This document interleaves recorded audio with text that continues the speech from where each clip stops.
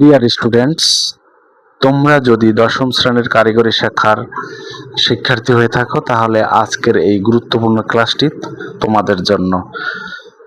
প্রিয় শিক্ষার্থীরা, আজকের ক্লাসে আমরা আলোচনা করব রসায়ন 2 এর সিলেবাস নিয়ে। দেখো, এই রসায়ন 2 এর সিলেবাসে আমি তোমাদেরকে কোন কোন বিষয় থাকবে সেই বিষয়গুলো আলোচনা করেছি। রসায়ন 2 এর বিষয়গুলো হচ্ছে 51926। এখন দেখো, এখানে তাত্ত্বিক পাঠ্যসূচি, তাত্ত্বিক পাঠ্যসূচি অর্থাৎ কোন কোন অধ্যায় তোমার পরীক্ষা আছে। এখানে রাসায়নিক বিক্রিয়া অর্থাৎ বোর্ড বইয়ের 7 অধ্যায় আছে তোমার। রাসায়নিক বিক্রিয়া তোমরা একটু কষ্ট করে দাগাই নিবে যে বোর্ড বইয়ের হচ্ছে 7 অধ্যায় এবং হয়তো নোট গাইডে অন্য অধ্যায় হতে পারে। তাহলে তোমরা রাসায়নিক বিক্রিয়া যে চ্যাপ্টারটি আছে সেই চ্যাপ্টারটি দিয়ে তোমাদের প্রি টেস্ট, টেস্ট এবং এসএসসি পরীক্ষার সিলেবাস শুরু। আচ্ছা, এরপর রাসায়নিক বিক্রিয়ার পরে রয়েছে রাসায়নিক, এখানে দেখো 8 অধ্যায়। রসায়ন ও শক্তি অর্থাৎ কেমিস্ট্রি অ্যান্ড এনার্জি বোর্ড বইয়ের 8 অধ্যায়। বোর্ড বইয়ের 7 অধ্যায়, বোর্ড বইয়ের 8 অধ্যায়। বোর্ড বইয়ের 8 অধ্যায়ের নাম হচ্ছে রসায়ন ও শক্তি। তারপরে দেখো বোর্ড বইয়ের 9 অধ্যায়। বোর্ড বইয়ের 9 অধ্যায়, এর অধ্যায়ের নাম হচ্ছে এসিড ক্ষার সমতা। এসিড ক্ষার সমতা হচ্ছে বোর্ড বইয়ের 9 অধ্যায়। এগুলো তোমার সিলেবাসে আছে। এরপরে দেখো বোর্ড বইয়ের 10 অধ্যায়। বোর্ড বইয়ের 10 অধ্যায়ে দেখো খনিজ সম্পদ, খনিজ সম্পদ ধাতু অধাতু। এটা এই খনিজ সম্পদ ধাতু অধাতু, এটা বোর্ড বইয়ের 10 অধ্যায়। এটা তোমার প্রি টেস্ট এবং টেস্ট তথা এসএসসি পরীক্ষার সিলেবাসে আছে। তারপরে দেখো বোর্ড বইয়ের 11 অধ্যায়। বোর্ড বইয়ের 11 অধ্যায় আছে খনিজ সম্পদ, এখানে আছে জীবাশ্ম। এখানে বোর্ড বইয়ের 11 অধ্যায় আছে খনিজ সম্পদ জীবাশ্ম। এটাও তোমার প্রি টেস্ট, টেস্ট এবং এসএসসি পরীক্ষায় রয়েছে। এরপরে দেখো বোর্ড বইয়ের 12 অধ্যায়। বোর্ড বইয়ের 12 অধ্যায় আছে দেখো আমাদের জীবনের রসায়ন, কেমিস্ট্রি ইন আওয়ার লাইফ। এটা বোর্ড বইয়ের 12 অধ্যায়। এই চ্যাপ্টারগুলো তোমার পরীক্ষায় আছে। তাইলে তোমার কয়টা চ্যাপ্টার? 7, 8, 9, 10, 11, 12। তাইলে 7, 8, 9, 10, 11, 12 এই 6টা অধ্যায় আছে তোমার প্রি টেস্ট, টেস্ট এবং এসএসসি পরীক্ষায়। এই 6টা অধ্যায় তুমি খুব ভালোভাবে পড়বে এবং এখান থেকেই তোমার সকল প্রশ্ন আসবে। আশা করি সবাই বুঝতে পেরেছো। এরপরে দেখো এই যে 8ম অধ্যায় রসায়ন ও শক্তি। এখানে গ্যালভানিক কোষ তৈরি করে বিদ্যুৎ উৎপাদন পরীক্ষা। এখানে আছে ব্যবহারিক অংশের কথা বলা আছে। 8 অধ্যায় থেকে তুমি একটা ব্যবহারিক পাবা, সেটা হচ্ছে গ্যালভানিক কোষ তৈরি করে বিদ্যুৎ উৎপাদন।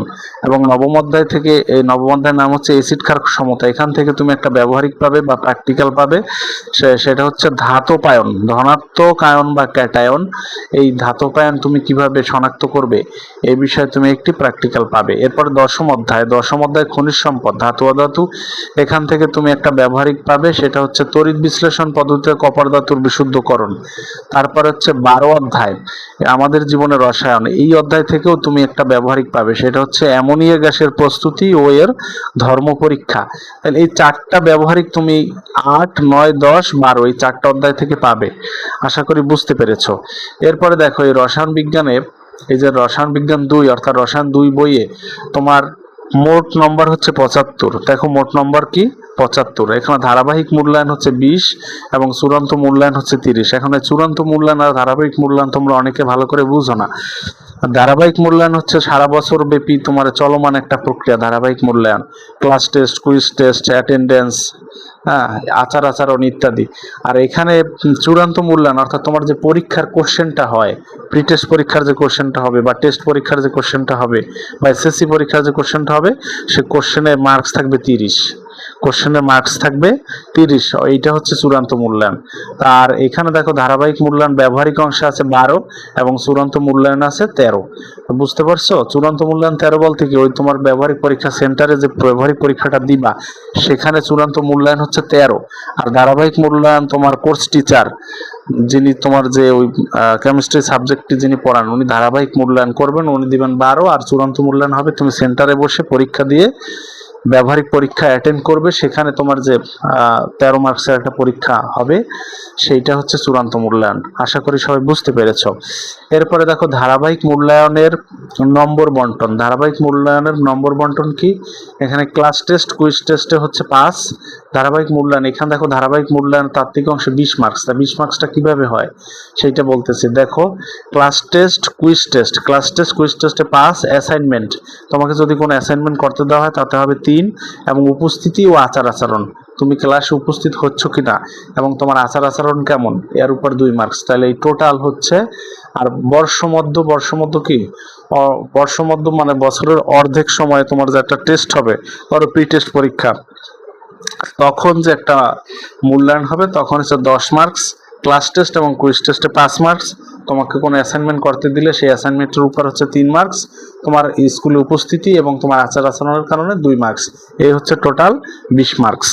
এটা তোমার এই যে ধারাবাহিক মূল্যায়নের 20 মার্কস এইভাবে মূল্যায়ন করা হয়। আর চূড়ান্ত মূল্যায়ন তো কোশ্চেনের 30 মার্কসের কোশ্চেন হবে, সেই কোশ্চেনের তোমরা যেটুকু পারো সেটুকু অ্যান্সার করবে, সেখান থেকে যা পাও পরীক্ষায় যে যতটুকু অ্যান্সার করবে ততটুকুরই মার্কস পাবে, সেটা হচ্ছে চূড়ান্ত মূল্যায়ন। আর ধারাবাহিক মূল্যায়ন হচ্ছে বর্ষমধ্য বা প্রি টেস্ট বা অর্ধবার্ষিক পরীক্ষা ছিল না আগে, তখন হচ্ছে যে মূল্যায়নটা হবে তখন হচ্ছে 10 মার্কসের, এবং class test quiz test 5 mark, assignment 3 mark, উপস্থিতি আচরণ 2 মার্ক, এই টোটাল 20 মার্কস। আশা করি বুঝতে পেরেছো। এরপরে চূড়ান্ত মূল্যায়ন কিভাবে করে। চূড়ান্ত মূল্যায়ন যে কোশ্চেনটা 30 মার্কসের যে কোশ্চেনটা হয় পরীক্ষায়, সেই 30 মার্কসের 30.5 মার্কসের ফিজিক্সে 30 মার্কসের কোশ্চেন হয় না, সেইটা দেখো ক বিভাগ সপ্তম অধ্যায়, ক বিভাগ হবে সপ্তম অধ্যায় দিয়ে একটা বিভাগ, 7 অধ্যায়। এখানে 7 অধ্যায় দিয়ে 2টা প্রশ্ন আসবে, তোমার একটা প্রশ্নের অ্যান্সার দিতে হবে। অর্থাৎ 7 অধ্যায়ের প্রশ্ন পড়লে, 7 অধ্যায়ের প্রশ্ন পড়লে একটা প্রশ্ন তোমার লিখতেই হবে, 2টা প্রশ্ন আসবে, একটা প্রশ্ন লিখতে হবে। তবে প্রশ্ন কিন্তু তোমাদের সৃজনশীল আসবে, এটা মনে হয় জানো তোমরা সবাই। সপ্তম অধ্যায়ে রাসায়নিক বিক্রিয়া, এইটা ভালো করে এইটা স্ক্রিনশট দিয়ে রাখতে পারো তোমরা। এই যে প্রশ্নের মান বন্টন, চূড়ান্ত মূল্যায়ন প্রশ্নের ধারা ও মান বন্টন। ক বিভাগ, ক বিভাগ হচ্ছে সপ্তম অধ্যায়, একটা অধ্যায় নিয়ে একটা বিভাগ। এই অধ্যায় থেকে 2টা সৃজনশীল কোশ্চেন আসবে, একটা কোশ্চেন অ্যান্সার দিতে হবে। খ বিভাগ হচ্ছে অষ্টম অধ্যায়, অষ্টম অধ্যায় নিয়ে হচ্ছে খ বিভাগ, সেখান থেকে 2টি সৃজনশীল কোশ্চেন আসবে, একটার উত্তর দিতে হবে। এরপর হচ্ছে গ বিভাগ, গ বিভাগ হচ্ছে নবম অধ্যায় নিয়ে গ বিভাগ, এই অধ্যায় থেকে 2টি সৃজনশীল কোশ্চেন আসবে, একটা কোশ্চেন অ্যান্সার দিতে হবে। এরপর ঘ বিভাগ, ঘ বিভাগ হচ্ছে দশম অধ্যায় নিয়ে, দশম অধ্যায় থেকে 2টি সৃজনশীল কোশ্চেন আসবে, একটি কোশ্চেন অ্যান্সার দিতে হবে। এরপর ও বিভাগ হচ্ছে একাদশ অধ্যায়, এখান থেকে 2টি কোশ্চেন আসবে, একটা কোশ্চেন অ্যান্সার দিতে হবে। এরপর হচ্ছে চ বিভাগ দ্বাদশ অধ্যায়, এখান থেকেও 2টি সৃজনশীল কোশ্চেন আসবে, একটা কোশ্চেন অ্যান্সার দিতে হবে। তাহলে আশা করি বুঝতে পেরেছো, তোমার যে পরীক্ষায় সিলেবাসে 7, 8, 9, 10, 11, 12 যে অধ্যায় কয়টি আছে, যে 6টা অধ্যায় আছে, 6টা অধ্যায় থেকেই প্রত্যেকটা অধ্যায় থেকে 2টি করে সৃজনশীল আসবে, ন্যূনতম একটা প্রশ্ন তোমার অ্যান্সার করতেই হবে। অর্থাৎ প্রত্যেকটা অধ্যায় থেকে একটা সৃজনশীল প্রশ্ন লিখতে হবে। তাহলে 6টা অধ্যায় থেকে 6টা অধ্যায় আছে পরীক্ষায়, এবং 6টা অধ্যায় থেকেই তোমার 6টা কোশ্চেন অ্যান্সার করতে হবে। আশা করি বুঝতে পেরেছো। 6টা অধ্যায় কি কি, 7 অধ্যায়, 8 অধ্যায়, 9 অধ্যায়, 10 অধ্যায়, 11 অধ্যায়, 12 অধ্যায়। হয়তো গাইডে 7 অধ্যায়, 8 অধ্যায় এগুলো এলোমেলো থাকতে পারে। তাই 7 অধ্যায়ের নাম হচ্ছে রাসায়নিক বিক্রিয়া, 8 অধ্যায়ের নাম হচ্ছে রসায়ন ও শক্তি, 9 অধ্যায়ের নাম হচ্ছে এসিড ক্ষার ও সমতা, 10 অধ্যায়ের নাম হচ্ছে খনিজ সম্পদ ধাতু অধাতু, 11 অধ্যায়ের নাম হচ্ছে খনিজ সম্পদ জীবাশ্ম, 12 অধ্যায়ের নাম হচ্ছে আমাদের জীবনের রসায়ন। আশা করি বুঝতে পেরেছো। এই 6টা অধ্যায় থেকে প্রত্যেকটা অধ্যায় থেকে 2টি করে সৃজনশীল কোশ্চেন আসবে, ওই 2টি সৃজনশীল প্রত্যেক অধ্যায় থেকে আসবে, 2টি সৃজনশীল থেকে একটি সৃজনশীলের অবশ্যই অ্যান্সার করতে হবে। তাহলে মোট 6টি সৃজনশীল প্রশ্ন তোমাকে লিখতে হবে। আশা করি সবাই বুঝতে পেরেছো। এরপরে দেখো সৃজনশীল প্রশ্ন কিভাবে করে, দেখো এখানে আমরা একটু দেখি সৃজনশীল প্রশ্ন কিভাবে হয়। সৃজনশীল প্রশ্নের নম্বর বিন্যাস, অর্থাৎ ক নম্বর সৃজনশীল প্রশ্নে ক, খ, গ, ঘ থাকবে। ধর 1 নং সৃজনশীল প্রশ্ন, সেখানে ক নম্বর প্রশ্ন, খ নম্বর প্রশ্ন, গ নম্বর প্রশ্ন, ঘ নম্বর প্রশ্ন। ক নম্বর প্রশ্ন হচ্ছে জ্ঞানমূলক। জ্ঞানমূলক কি, তুমি বুঝে লিখবা। খ নম্বর হচ্ছে অনুধাবন করে লিখবা, এটা মার্কস হচ্ছে 1, আর ক নম্বরে মার্কস হচ্ছে 0.5 বা আধা। তারপর গ নম্বর হচ্ছে প্রয়োগ, তুমি কি শিখলা সেটা অ্যাপ্লাই করা, এটা হচ্ছে মার্কস হচ্ছে 1.5 বা 1.5 মার্কস। আর ঘ নম্বর হচ্ছে উচ্চতর দক্ষতা, তুমি তোমার উচ্চতর দক্ষতা প্রয়োগ করে যে ঘ নম্বরের প্রশ্নটা অ্যান্সার লিখতে হবে, এটার মার্কস 2। এই টোটাল মার্কস হচ্ছে 5।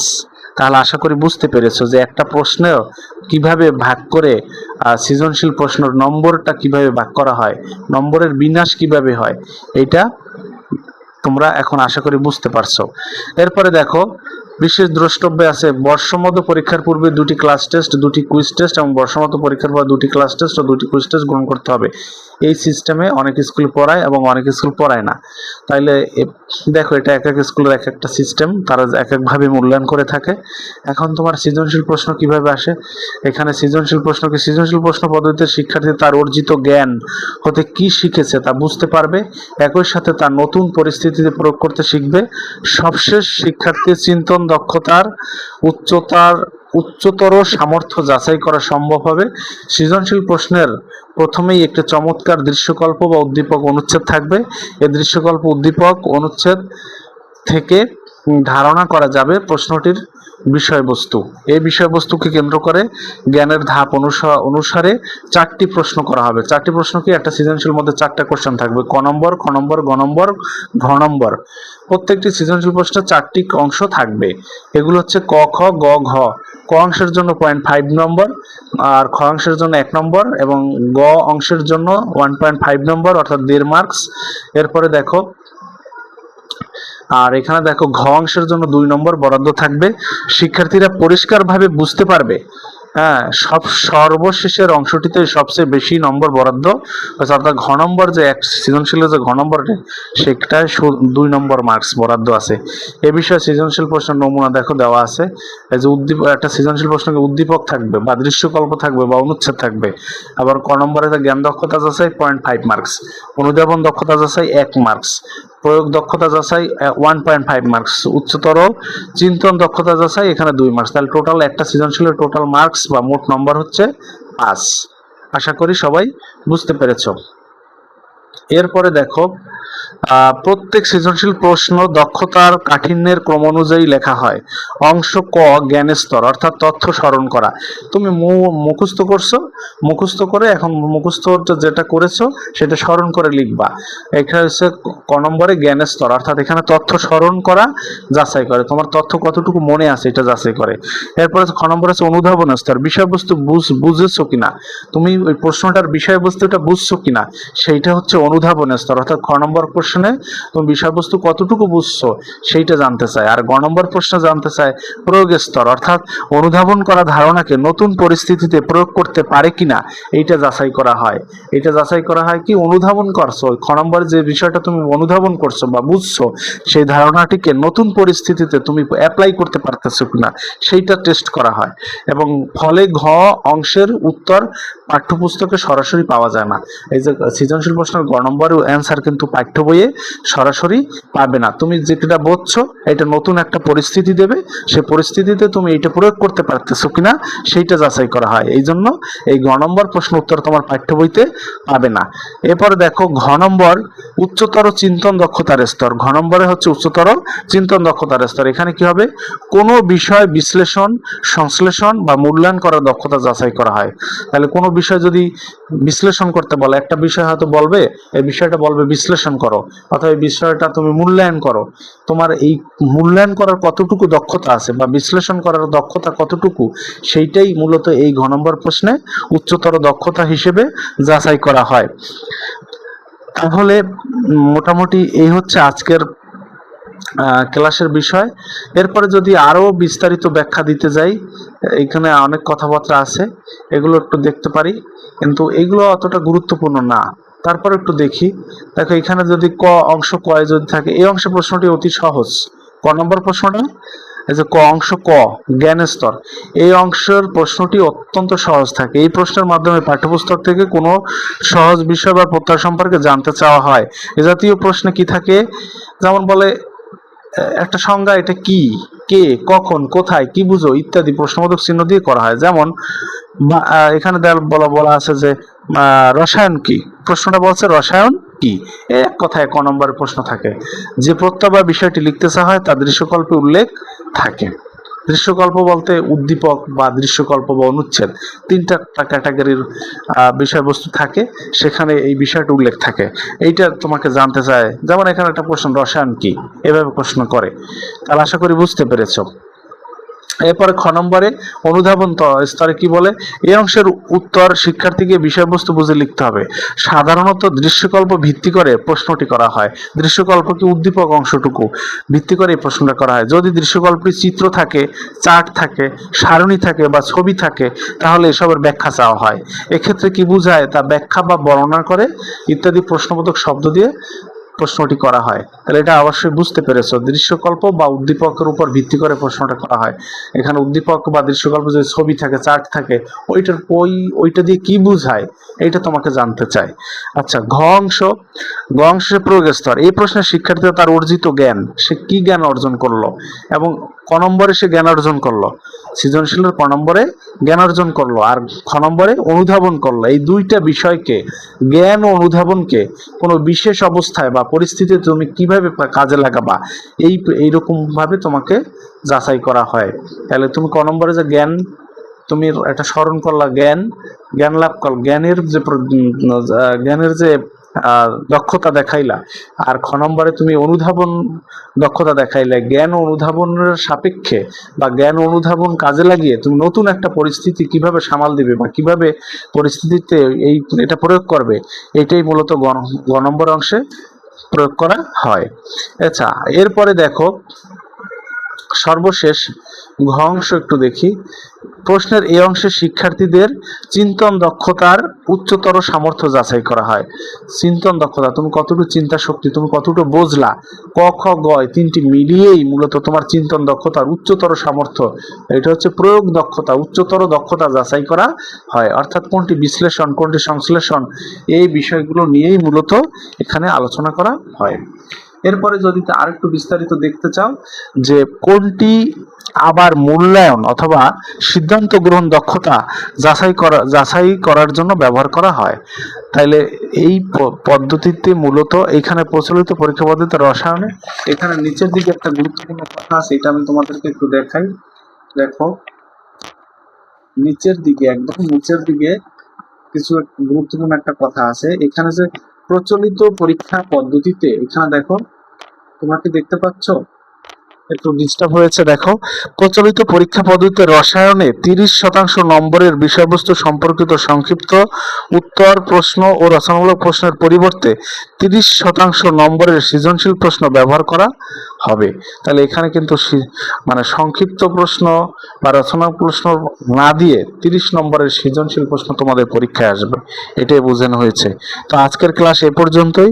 সবাই ভালো থাকো, সুস্থ থাকো। এতক্ষণ সাথে থাকার জন্য সবাইকে ধন্যবাদ জানাচ্ছি। ধন্যবাদ সবাইকে।